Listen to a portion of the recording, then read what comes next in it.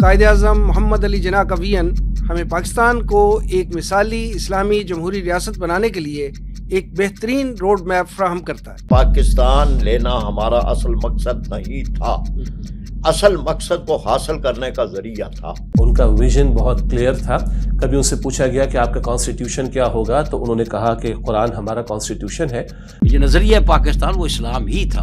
ان کا خواب یہ تھا کہ ایک اسلامی ریاست بنے گی جس میں اسلام کے جو ذریعہ اصول ہیں ان کو اپلائی کیا جائے گا۔ ایک مخصوص طبقہ بانی پاکستان کے ویژن کے حوالے سے غلط فہمیاں پیدا کر کے نوجوان نسل کو مس گائیڈ کرنے کی کوشش کر رہا ہے۔ قائد اعظم کی 102 تقاریر ہیں کہ جو بہت ہی واضح ہیں۔ کچھ ارشادات ایسے ہیں جسے سیکولر لوگ اپنا مطلب پہنا کر اسے استعمال کرتے ہیں۔ سارے جتنے بھی عظیم لوگ ہیں ان کے ساتھ کنٹروورسیز کو اٹیچ کیا جاتا ہے۔